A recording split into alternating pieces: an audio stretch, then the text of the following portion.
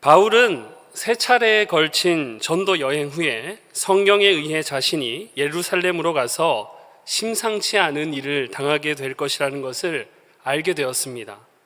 그 심상치 않은 일은 곧 사도행전 20장 23절의 기록과 같이 결박과 환난을 말하는 것입니다.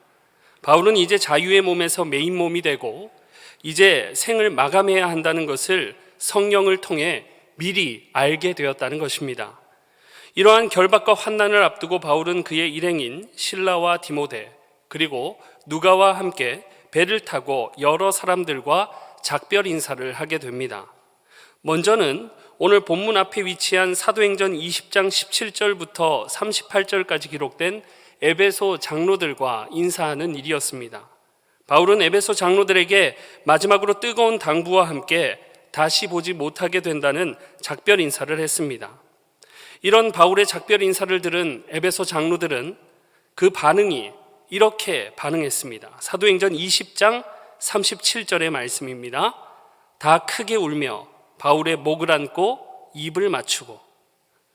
그렇게 뜨거운 작별 인사 후에 바울은 다시 배를 타고 이번에는 두로로 향하게 됩니다.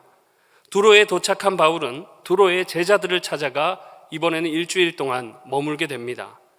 그런데 그 기간 중 본문 21장 4절의 기록과 같이 이번엔 제자들이 성령의 감동을 받아 예루살렘으로 가려는 바울을 가지 말라고 말리게 됩니다.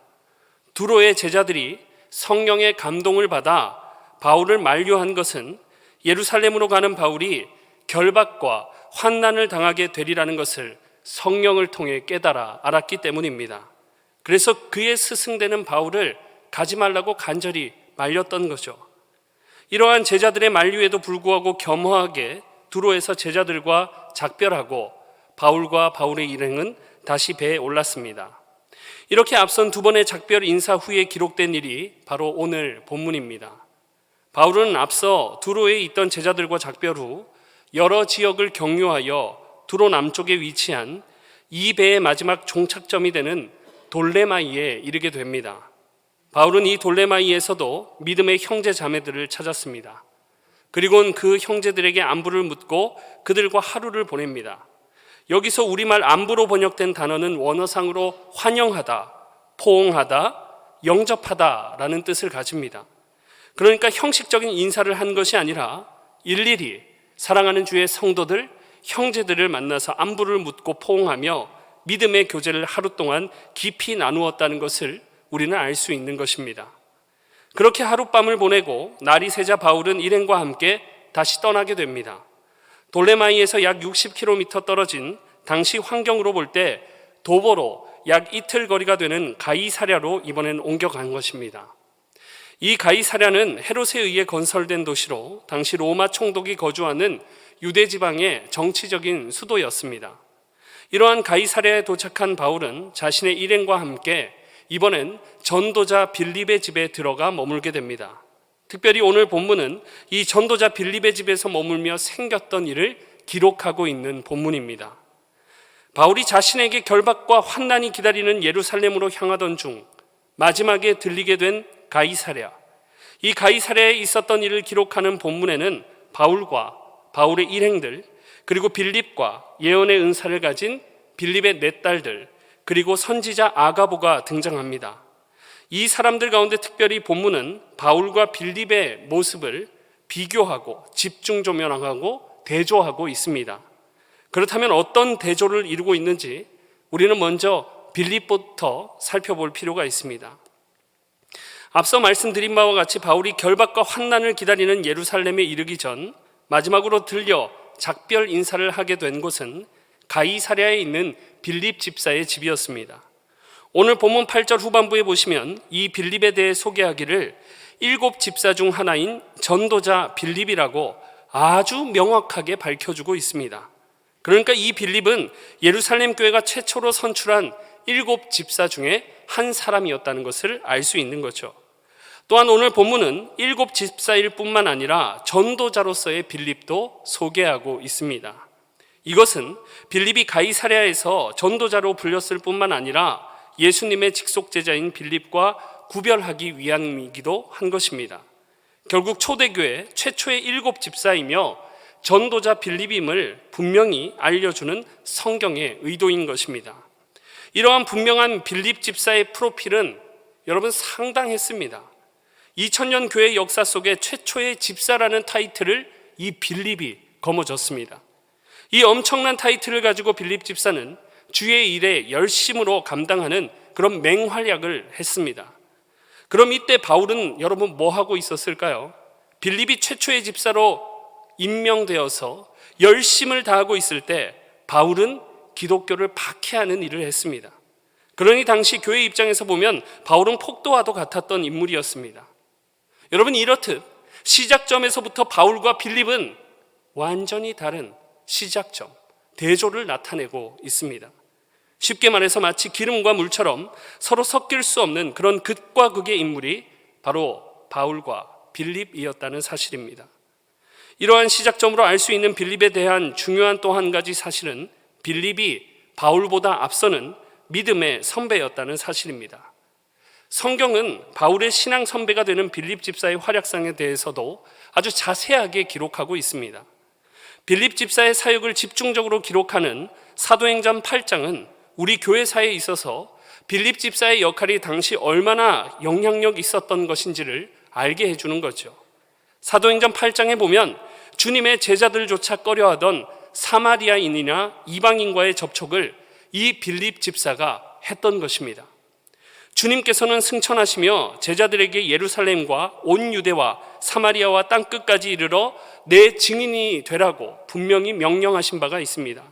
이러한 절대적인 명령이 있었음에도 불구하고 주님의 제자들은 유대인의 전통을 따라 사마리아인과 이방인과 접촉하는 것을 꺼려하고 있었습니다. 여기서 말하는 접촉은 단순한 접촉이 아니라 이방인에게 적극적으로 다가가 그들과 먹고 마시며 복음을 전하는 것을 말하는 것입니다. 그런데 그 중에서도 유대인들이 동물보다 못하게 여기는 사람 취급도 안 하는 이 사마리아에 최초로 자기 발로 찾아가 복음을 전한 사람이 바로 전도자 빌립 집사였습니다. 사도행전 8장 8절은 빌립이 자기 발로 찾아가 사마리아에서 전도한 결과 수많은 표적과 함께 그 성에 큰 기쁨이 있었다고 분명하게 그 증거와 결과를 기록하고 있습니다. 이제 이 일이 있고 난 후에 사도행전 8장 26절에 기록되기를 주님께서는 주의 사자를 통해 빌립에게 이번에는 예루살렘으로 가서 내려가는 길까지 가라고 명령을 하십니다. 그리고 성경은 그 길을 광야라고 밝혀주고 있습니다. 예루살렘부터 이르러 가사로 내려가는 길까지 광야라고 밝혀주고 있어요. 주님께서 빌립을 광야로 내모시는 겁니다. 빌립은 광야에 이르렀습니다. 그런데 그때 마침 그 광야길에 유대인 입장에서 보면 이방인에 속하는 에디오피아 여왕의 내시가 타고 있는 그 수레를 만나게 된 것이죠. 성령께서는 그때 빌립에게 이르시기를 그 이방인 내시가 탄 수레로 가까이 가게 하셨습니다. 이미 예루살렘부터 가사까지 상당한 길을 걸어와서 지쳐 있을 것임에도 불구하고 빌립은 주님의 명령이 떨어짐과 동시에 수레를 향해 달려가는 열정을 보였습니다. 그렇게 빌립이 그 내시에게 가까이 이르자 내시는 빌립을 곧 수레에 올라타게 했고 빌립은 마침 내시가 읽고 있었던 이사야서의 말씀을 가지고 예수 그리스도 곧 복음을 전하게 됩니다. 그 복음을 받은 에디오피아 내시는 결국 가던 길을 멈추고 수레를 멈추어 빌립으로부터 세례를 받고 기쁨으로 자기의 나라로 돌아갔다고 성경은 기록합니다. 모든 국고를 맡은 에디오피아 내시를 세상 입장에서 보면 그냥 평범한 사람에 불과했던 빌립이 복음을 전하여 믿게 한 엄청난 일을 했던 것입니다. 이처럼 빌립은 예수님의 직속 제자들보다도 먼저 사마리아인과 이방인에게 다가가 복음을 전했던 최초의 인물이며 최초로 이방인에게 세례를 베푼 타이틀을 거머쥐게 되었던 것입니다. 2000년 기독교 역사상 감히 사도들도 넘볼 수 없는 타이틀을 거머쥔 최고의 인물이 바로 빌립 집사였던 것입니다.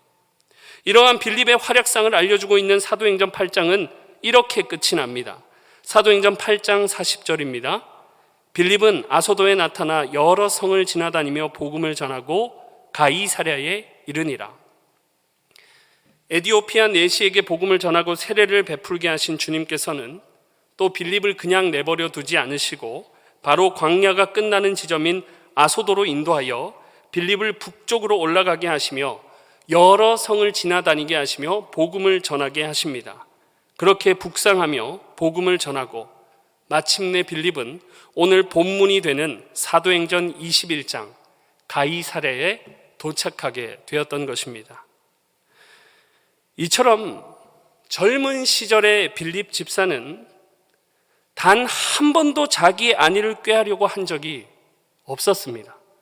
주님의 이끄심과 그 명령 앞에서 자기 주장을 펼쳐 거부하거나 자기의 고집을 내세워 자기 마음대로 한 적이 한 번도 없었다는 것입니다. 젊은 시절의 빌립은 주님의 손에 자신을 온전히 맡겨드린 믿음의 사람이었습니다. 그러했기에 빌립은 우연이 아닌 사도들조차 논볼 수 없었던 최초의 사마리아인과 이방인의 전도자가 될 수 있었던 거죠. 이런 빌립이 이제 가이사랴에 도착하여 오랜 시간이 지나도록 지내고 있었습니다. 이 가이사랴에 살고 있던 빌립의 형편은 오늘 본문이 잘 밝혀주고 있습니다. 주를 위해 열심을 다해 거침없이 복음을 전하는 빌립의 집이 아주 부요하고 넉넉했다는 사실입니다. 그 단서가 오늘 본문에 잘 나타나고 있는데, 먼저는 바울과 그 일행들, 또 빌립과 빌립의 네 딸들이 지낼 수 있을 만큼 넉넉한 공간이 빌립의 집이었음을 잘 알려줍니다. 그냥 일반적으로 생각해봐도 그래요. 빌립에게 여러분 결혼하지 아니한 네 딸들이 살고 있습니다. 그 집에 바울과 그 일행들, 그리고 유대에서 내려온 아가보 선지자가 눈치 보지 않고 들어가 여러 날을 지낼 수 있었다는 것은 그 집이 상당히 넓었다는 것을 의미하는 것이죠. 당시 집 중에서도 큰 집, 오늘날로 말하면 곧 대저택에 이 빌립이 살고 있었음을 알려주는 중요한 단서가 되는 것입니다. 또 하나 빌립 집사는 네 딸을 둘 만큼 유복한 가정의 가장이었다는 사실을 알려주고 있습니다. 무엇을 말하는 것입니까? 가이사랴에 도착하여 딸 넷을 두고 양육했을 만큼 빌립은 경제적 형편이 넉넉했다는 사실입니다. 여러분은 어떠신지요? 이게 바로 초대교회 최초의 7집사 빌립의 전적입니다. 어떤 분은 이런 빌립의 모습을 보며 이렇게 생각하세요. 와, 그렇게 주님의 일을 열심히 감당하더니 역시나 주님께 복을 받아 내 딸과 함께 큰 집에서 살게 되었구나, 참 복받았다라고 평가하실지 모르겠습니다. 그러나 오늘 본문에 근거하여 보면 실상은 다릅니다. 빌립 집사는 여전히 전도자라는 호칭을 가지고 가이사랴에서 오랜 시간, 당시 평균 수명으로 따지면 인생 말년에 사실은 전도자이기보다 유복한 가정의 가장으로 안정된 삶을 살고 있었다는 것을 성경은 강조하고 있는 것입니다. 결국 오늘 본문은 빌립을 부정적으로 평가하고 있는 것입니다. 이 사실을 어떻게 알 수 있습니까? 오늘 본문의 바울의 대조를 통해서 알 수 있는 것이죠. 오늘 본문 10절에 의하면 바울과 일행들이 빌립의 집에 와서 머물고 있을 때 유대의 유명한 선지자 아가보가 찾아옵니다. 이 아가보 선지자로 말씀드릴 것 같으면 유대에서 내려온 선지자로 사도행전 11장 28절에 의하면 이 아가보 선지자는 로마 황제 글라디우스 시대에 일어난 대흉년을 정확하게 예언했던 선지자였습니다. 그런 검증된 선지자가 찾아와서는 바울이 메고 있던 띠를 가져다가 자기 수족으로 잡아매고 예언하기를 바울이 예루살렘에서 유대인들에 의해 이렇게 결박당하고 환난을 당하게 된다고 예언했던 것입니다. 그러니까 이 예언이 분명하게 확실히 이루어진다는 거죠. 이 예언을 듣고 본문 12절에 바울의 일행과 전도자 빌립 집사와 예언의 은사를 가진 그의 네 딸들이 예루살렘에 올라가지 말라고 바울을 말리기 시작했던 것입니다. 왜냐하면 그 예언은 너무나도 분명했기 때문에. 여기서 올라가지 말라는 말은 원어상으로 미완료형으로 계속해서 끊임없이 재차 바울에게 가지 말라고 애원했다는 말이 되는 것입니다. 그럼 우리가 생각하기에 바울의 반응은 감사합니다. 여러분이 저를 그렇게 생각해 주시니 너무 감사해요 라는 반응을 기대할 수 있습니다. 하지만 오히려 이어지는 13절에 기록된 바울의 반응은 단호했습니다. 그리고 울부짖듯이 그들을 향하여 야단쳤습니다. 특별히 13절에 어찌하여 울어 내 마음을 상하게 하느냐 할 때 원어상으로 마음을 상하게 한다는 말은 산산이 깨다, 으깨다와 같은 의미를 지닙니다. 그러니까 지금 바울의 마음을 속상하게 한 정도가 아니라, 기분 나쁘게 한 정도가 아니라 아예 무너지고 가슴 찢어지게 만들었다는 것이죠. 이게 지금 바울이 자신을 말리는 빌립 집사의 말을 듣고 감동해서 나온 표현이 아님을 13절에 바로 이어지는 바울의 선언을 통해서도 알 수 있습니다. 가슴이 무너지는 바울이 이르기를 나는 주 예수의 이름을 위하여 결박당할 뿐 아니라 예루살렘에서 죽을 것도 각오하였노라. 사랑하는 여러분, 그럼 이런 말을 한 바울은 어떤 사람일까요? 바울은 당시 함부로 넘볼 수 없었던 로마의 시민권자요, 저명한 가말리엘의 문화에서 율법의 엄격한 교훈을 받아서 율법에 능통했고 하나님께 대하여 열심히 있는 사람이었습니다. 유대인 가운데 열심히 있는 유대인으로 기독교인을 박해하는 데 앞장섰고 율법의 의로는 흠이 없는 자라고 빌립보서와 사도행전은 증거합니다. 그러나 이런 유대인 중에 유대인, 바리새인 중에 바리새인, 그러면서도 로마 시민권자였던 최고의 신분의 바울은 다메섹으로 가던 중 예수 그리스도를 만나게 됩니다. 그 후 바울은 자신의 화려한 스펙들을 배설물로 여기고 빌립 집사의 젊은 시절과 같이 젊은 바울 또한 주를 위해 열심을 다했습니다. 복음을 전하고 고난을 당하고 수치를 당하기 서슴지 않았고 감옥에 갇히고 매를 맞고 위협을 당하면서도 주님을 전하고 교회를 세워가는 일을 결코 멈추지 않았습니다. 그런 바울은 오늘 본문의 빌립 집사와 같이 좀 이제 쉴만도 한데 그렇지 않고 오히려 이 생에서 주님 주신 사명을 다하기 위해 결박과 환난, 곧 죽음으로 계속해서 걸어갔던 것입니다.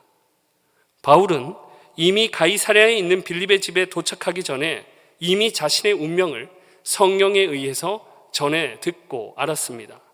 그러함에도 특히 사도행전 20장에 에베소 장로들과 작별 인사할 때 바울은 흔들림 없는 그의 사명을 선언했습니다. 사도행전 20장 24절의 말씀입니다. 우리 함께 읽어보겠습니다.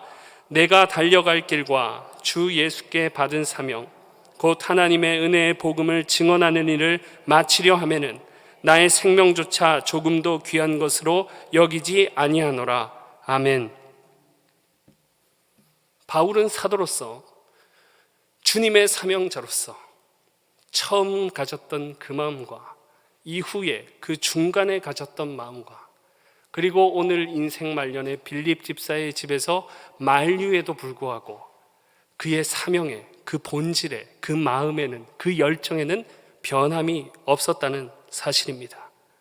주가 맡겨주신 사명의 완수를 위해 그 결국이 결박과 죽음이라 하더라도 죽으면 죽으리라 하는 고백을 에베소 장로들과 작별하며 또 두로의 그의 제자들과 작별하며 끝으로 오늘 본문의 빌립과 여러 사람들에게 변함이 없음을 바울은 재천명했던 것입니다.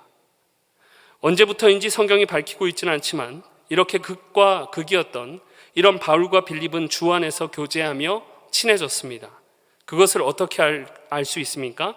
오늘 본문에 보면 바울이 빌립의 집에 불쑥 찾아가 머물 만큼 빌립에게 의도적으로 가서 작별 인사를 할 만큼 두 사람의 사이가 각별했다는 것을 알 수 있는 것이죠.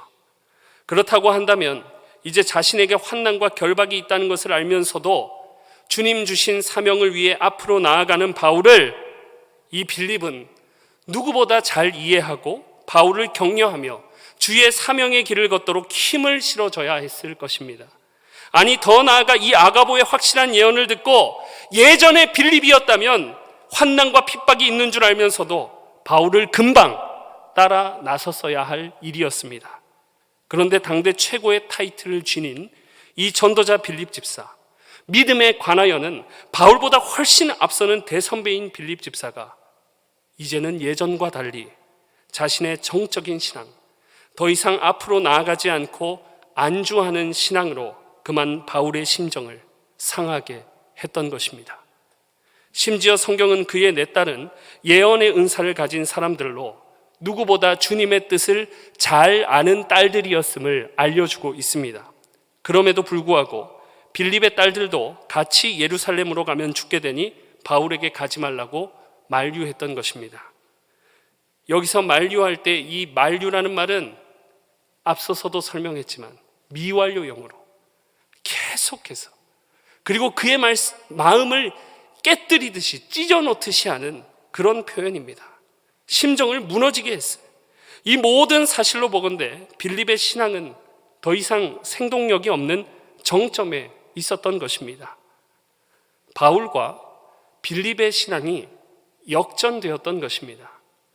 성령께서는 이런 빌립에게 바울의 방문과 아가보의 예언을 듣게 하심으로 지금 멈춰있는 자기 자신을 바라보게 하셨던 것입니다.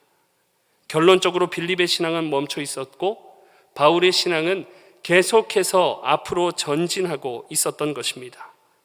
빌립은 이런 바울의 모습을 통해 자신의 정적인 신앙, 멈춰버린 신앙을 갱신하여 유복한 가정의 가장이 아닌 다시금 바울과 같이 최초의 7 집사 중 한 사람이며 전도자로서의 신앙을 회복하여 여전히 불타오르는 역동적인 신앙으로 살아가야만 했던 것입니다. 사랑하는 여러분, 오늘 대조되는 이 바울과 빌립의 모습 앞에 오늘 우리의 모습도 생각해 보지 않을 수가 없는 거예요. 처음에 주를 믿기 시작하며 직분을 받기 시작하며 뜨거웠던 모습은 온데간데 없고 그저 안주하는 멈추어버린 신앙을 지닌 빌립에 가까운지, 아니면 믿기 시작하여 한결같이 인생 앞에 사망의 골짜기가 있음이 분명한데도 사명을 위해 주의 뜻이 거기에 있으므로 앞으로 나아가는 살아있는 신앙을 가진 바울에 가까운지, 저는 제 삶을 돌아볼 때 당당하게 바울에 가깝다고 말할 수가 없습니다. 저는 어릴 적부터 믿음의 가정에서 태어나 어머니를 따라 교회를 다닌 모태신앙이지만 초등학생 때까지 예수님이 누구인지도 모르고 그저 형식적으로 여러분 저는 교회 다녔습니다. 예배 시간에 친구들과 옆 친구와 장난치다가 지적받기 일쑤였고, 어머니가 주신 헌금은 헌금도 하지 않고 뽑기 하는데 사용했어요. 그래서 500원 주면 교회 앞에 있는 문방구에 들려서 300원 뽑기 하고 나머지 200원 헌금하고, 어떤 때 뽑기 잘 안 되면 500원 다 그냥 뽑기 하는데 쓰고 선생님한테는 헌금 안 가져왔다고 거짓말하고, 그렇게 계속 생각 없이 교회 다니다가 중학생이 되고 처음 수련회를 통해 말로 다 표현하지 못할 영적인 은혜를 경험하고 하나님이 과연 살아계시구나, 내가 이때까지 몰랐구나 하는 생각에 밤새도록 눈물 흘리며 회개했습니다. 그때 스스로 주체할 수 없는 눈물을 흘리던 저를 옆에 있던 친구들이 막 손가락질하면서 미쳤다고 막 놀려댔습니다. 그런데도 눈물은 계속 나왔고, 그 후로 주님의 사랑이 제 마음에 더욱 크게 번져갔습니다.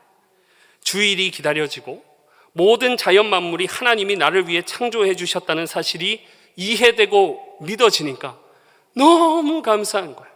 내 주변의 환경이 달라진 게 하나도 없어도 내 마음이 너무 기쁜 것입니다. 교회 가는 날이 기다려졌어요.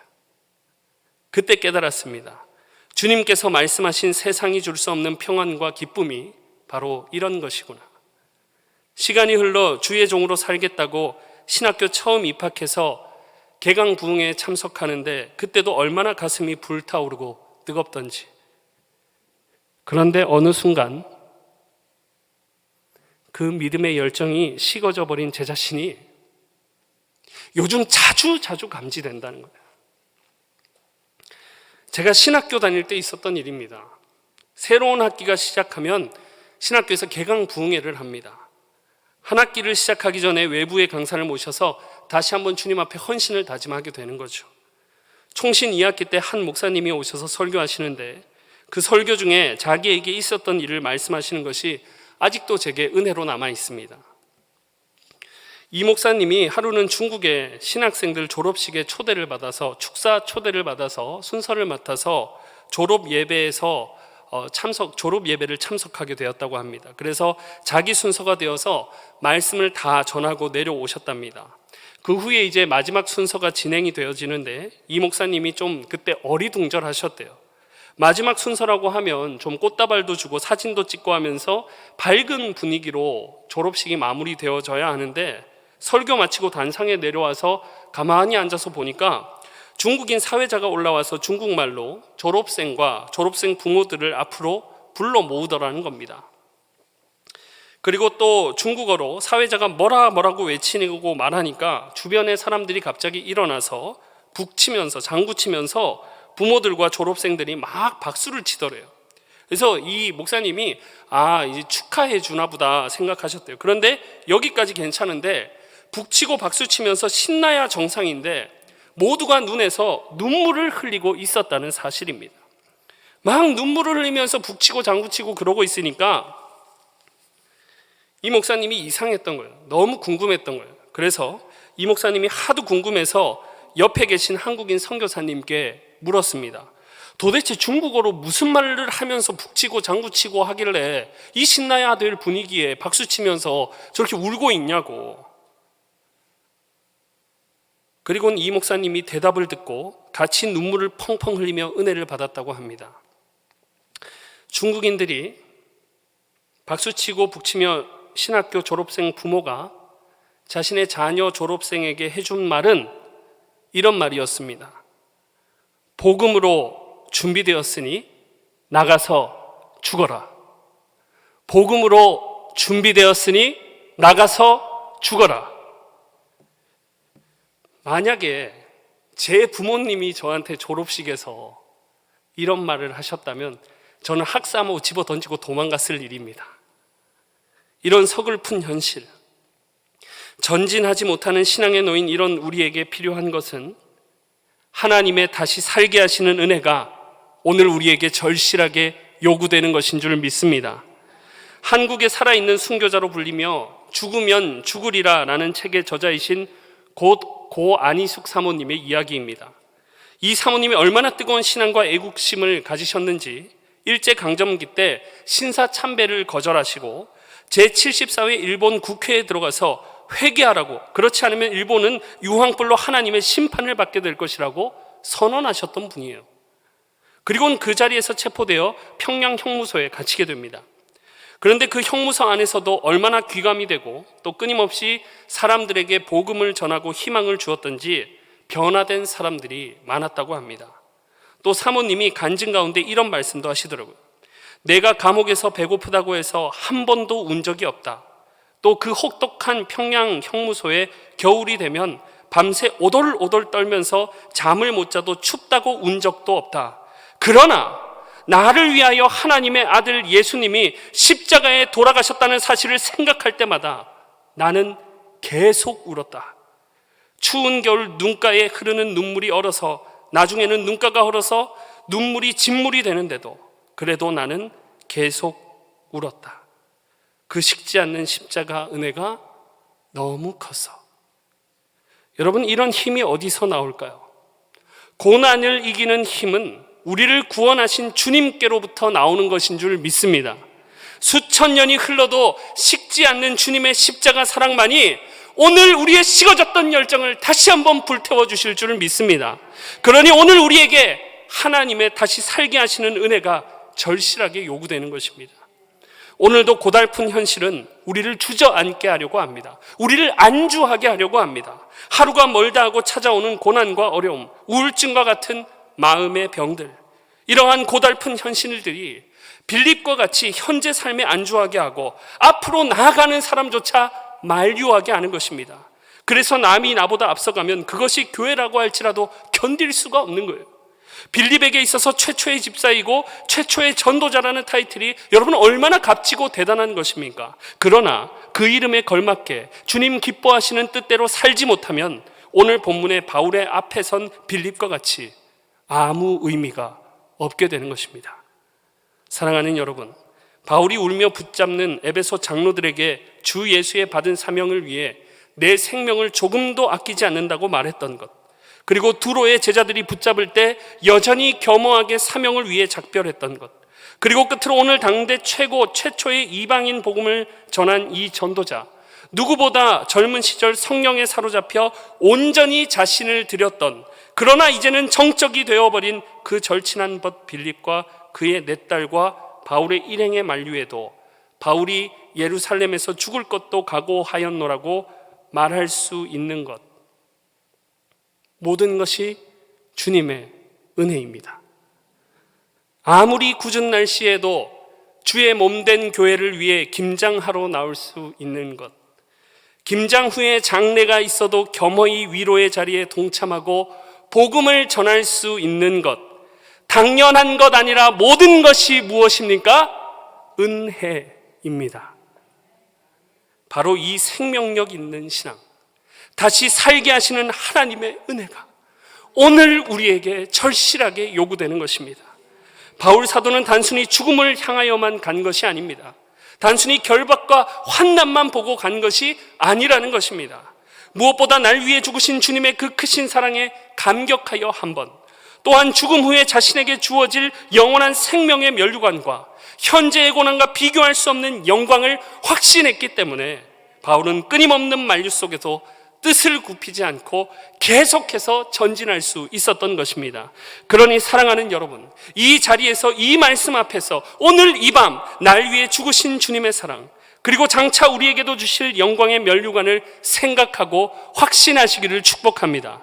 그때 바울로 하여금 포기하지 않고 사명을 가지고 전진하게 하셨던 은혜를 베푸신 하나님이 우리 또한 다시 일어나 바울과 같이 주의 사명을 위해 전진할 수 있는 은혜를 주실 줄 믿습니다.